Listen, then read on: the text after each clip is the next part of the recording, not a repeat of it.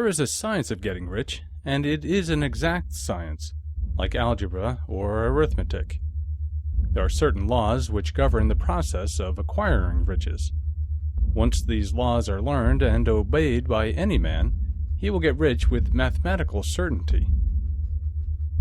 The ownership of money and property comes as a result of doing things in a certain way. Those who do things in this certain way, whether on purpose or accidentally, get rich, while those who do not do things in this certain way, no matter how hard they work or how able they are, remain poor. It is a natural law that like causes always produce like effects, and therefore any man or woman who learns to do things in this certain way will infallibly get rich. That the above statement is true is shown by the following facts. Getting rich is not a matter of environment, for if it were, all the people in certain neighborhoods would become wealthy. The people of one city would all be rich, while those of other towns would all be poor, or the inhabitants of one state would roll in wealth, while those of an adjoining state would be in poverty. But everywhere we see rich and poor living side by side in the same environment, and often engaged in the same vocations.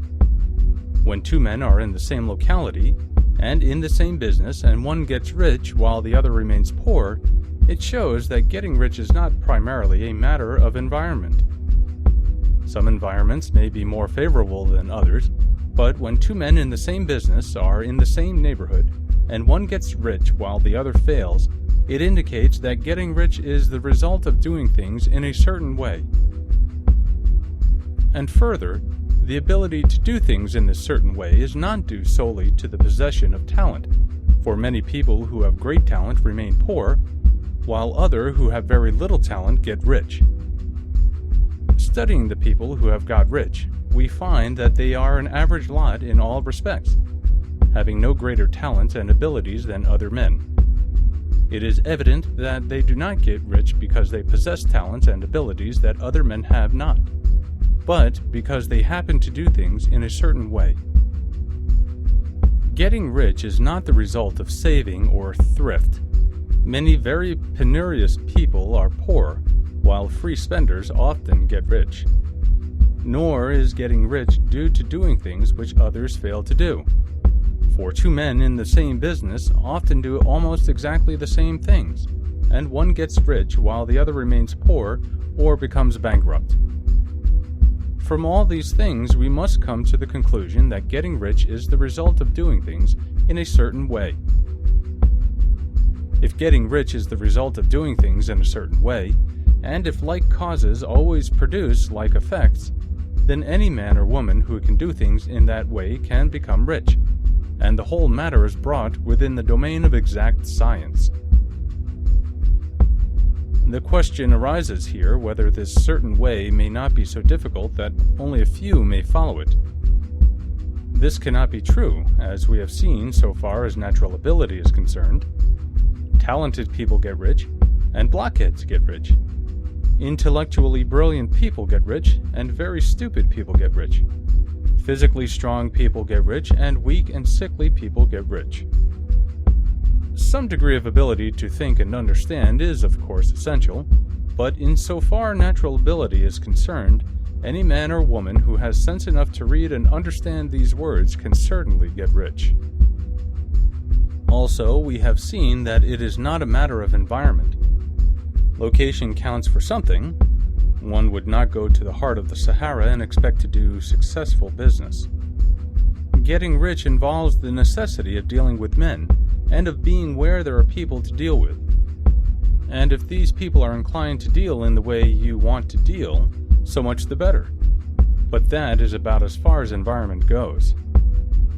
If anybody else in your town can get rich, so can you. And if anybody else in your state can get rich, so can you. Again, it is not a matter of choosing some particular business or profession. People get rich in every business and in every profession, while their next-door neighbors in the same vocation remain in poverty. It is true that you will do best in a business which you like and which is congenial to you, and if you have certain talents which are well developed, you will do best in a business which calls for the exercise of those talents. Also, you will do best in a business which is suited to your locality. An ice cream parlor would do better in a warm climate than in Greenland, and a salmon fishery will succeed better in the Northwest than in Florida, where there are no salmon. But aside from these general limitations, getting rich is not dependent upon your engaging in some particular business, but upon your learning to do things in a certain way. If you are now in business, and anybody else in your locality is getting rich in the same business while you are not getting rich, it is because you are not doing things in the same way that the other person is doing them. No man is kept poor because opportunity has been taken away from him, because other people have monopolized the wealth and have put a fence around it. You may be shut off from engaging in business in certain lines, but there are other channels open to you. Probably it would be hard for you to get control of any of the great railroad systems. That field is pretty well monopolized. But the electric railway business is still in its infancy and offers plenty of scope for enterprise, and it will be but a very few years until traffic and transportation through the air will become a great industry, and in all its branches will give employment to hundreds of thousands and perhaps to millions of people. Why not turn your attention to the development of aerial transportation instead of competing with J.J. Hill and others for a chance in the steam railway world? It is quite true that if you are a workman in the employ of the Steel Trust, you have very little chance of becoming the owner of the plant in which you work. But it is also true that if you will commence to act in a certain way, you can soon leave the employ of the Steel Trust. You can buy a farm of from 10 to 40 acres and engage in business as a producer of foodstuffs. There is great opportunity at this time for men who will live upon small tracts of land and cultivate the same intensively. Such men will certainly get rich. You may say that it is impossible for you to get the land, but I am going to prove to you that it is not impossible, and that you can certainly get a farm if you will go to work in a certain way. At different periods, the tide of opportunity sets in different directions, according to the needs of the whole and the particular stage of social evolution which has been reached. At present, in America, it is setting toward agriculture and the allied industries and professions. Today, opportunity is opened before the factory worker in his line. It is opened before the businessman who supplies the farmer more than before the one who supplies the factory worker, and before the professional man who waits upon the farmer more than before the one who serves the working class. There is abundance of opportunity for the man who will go with the tide instead of trying to swim against it. So, the factory workers, either as individuals or as a class, are not deprived of opportunity. The workers are not being kept down by their masters. They are not being ground by the trusts and combinations of capital. As a class, they are where they are because they do not do things in a certain way. If the workers of America chose to do so, they could follow the example of their brothers in Belgium and other countries and establish great department stores and cooperative industries. They could elect men of their own class to office and pass laws favoring the development of such cooperative industries, and in a few years they could take peaceable possession of the industrial field. The working class may become the master class whenever they will begin to do things in a certain way. The law of wealth is the same for them as it is for all others. This they must learn, and they will remain where they are as long as they continue to do as they do. The individual worker, however, is not held down by the ignorance or the mental slothfulness of his class. He can follow the tide of opportunity to riches, and this book will tell him how. No one is kept in poverty by a shortness in the supply of riches. There is more than enough for all. A palace as large as the Capitol at Washington might be built for every family on earth from the building material in the United States alone. And under intensive cultivation, this country would produce wool, cotton, linen, and silk enough to cloth each person in the world finer than Solomon was arrayed in all his glory, together with food enough to feed them all luxuriously. The visible supply is practically inexhaustible. And the invisible supply really is inexhaustible. Everything you see on Earth is made from one original substance, out of which all things proceed. New forms are constantly being made and older ones are dissolving, but all are shapes assumed by one thing.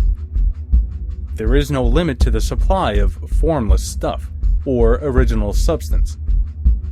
The universe is made out of it, but it was not all used in making the universe. The spaces in, through, and between the forms of the visible universe are permeated and filled with the original substance, with the formless stuff, with the raw material of all things. 10,000 times as much as has been made might still be made, and even then we should not have exhausted the supply of universal raw material.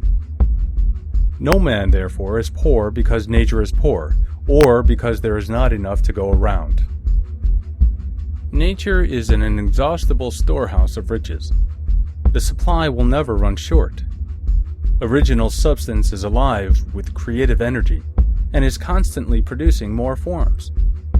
When the supply of building material is exhausted, more will be produced. When the soil is exhausted so that foodstuffs and materials for clothing will no longer grow upon it, it will be renewed, or more soil will be made. When all the gold and silver has been dug from the earth, if man is still in such a stage of social development that he needs gold and silver, more will be produced from the formless. The formless stuff responds to the needs of man. It will not let him be without any good thing. This is true of man collectively. The race as a whole is always abundantly rich, and if individuals are poor, it is because they do not follow the certain way of doing things which makes the individual man rich. The formless stuff is intelligent. It is stuff which thinks. It is alive, and is always impelled toward more life. It is the natural and inherent impulse of life to seek to live more. It is the nature of intelligence to enlarge itself, and of consciousness to seek to extend its boundaries and find fuller expression. The universe of forms has been made by formless living substance, throwing itself into form in order to express itself more fully. The universe is a great living presence, always moving inherently toward more life and fuller functioning. Nature is formed for the advancement of life. Its impelling motive is the increase of life. For this cause, everything which can possibly minister to life is bountifully provided. There can be no lack unless God is to contradict himself and nullify his own works. You are not kept poor by lack in the supply of riches. It is a fact which I shall demonstrate a little farther on that even the resources of the formless supply are at the command of the man or woman who act and think in a certain way.